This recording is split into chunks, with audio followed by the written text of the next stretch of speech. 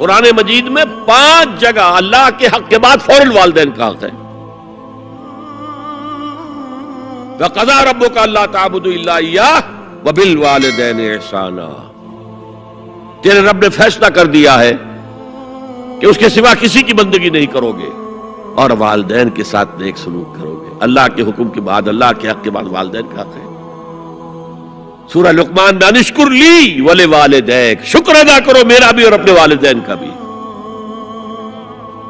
اور سورہ بنی اسرائیل میں تو کیا تفصیل آئی ہے. اما یبلغن عندک الکبر احدہما او کلاہما فلا تقل لہما اف ولا تنہرہما وقل لہما قولا کریما واخفض لہما جناح الذل من الرحمۃ وقل رب ارحمہما کما ربیانی صغیرا.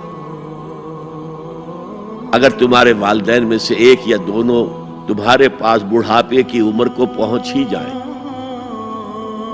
انہیں کبھی اف تک نہ کہنا، دل نہ توڑنا ان کا، چھاتی چوڑی کر کے بات نہ کرنا، ان سے کندھے جھکا کر بات کرنا، ادب سے گفتگو کرنا.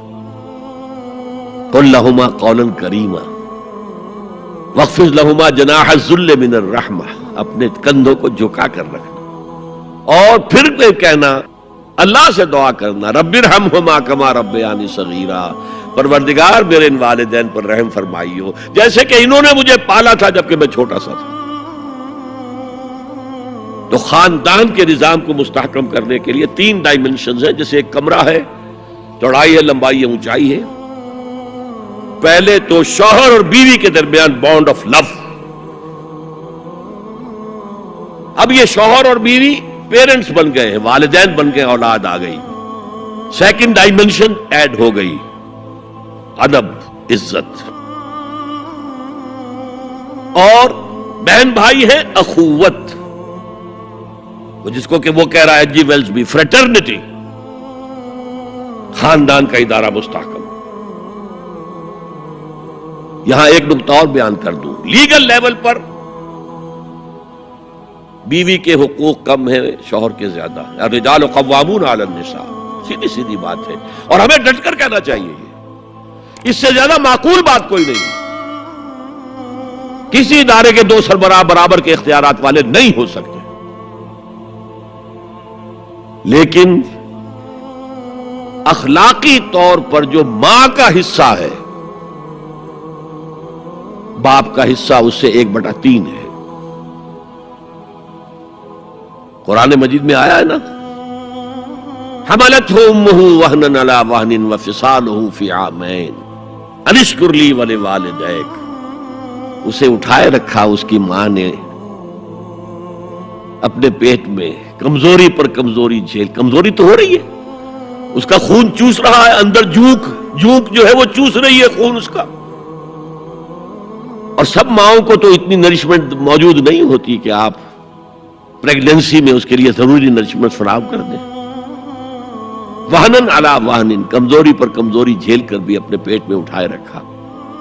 وفصالہ فی عامین، اور پھر دودھ چھڑانا ہوا 2 سالوں میں. وہ جھونک جو ہے وہ پھر اس کی چھاتیوں سے چمٹ گئی.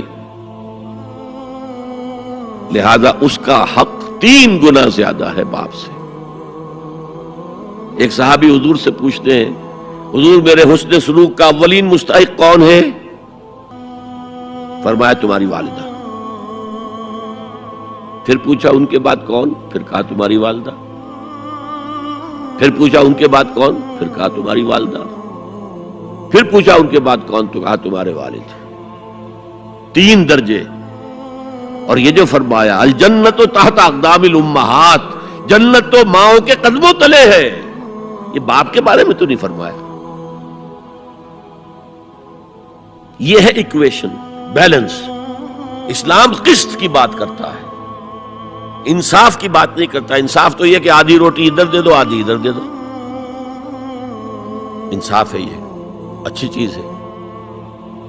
یہ قسط یہ ہے کہ بوجھ اٹھانا ہے تو جو زیادہ قوی ہے اس کو زیادہ بوجھ دو اٹھائے، اور جو کمزور ہے اسے کم بوجھ دو.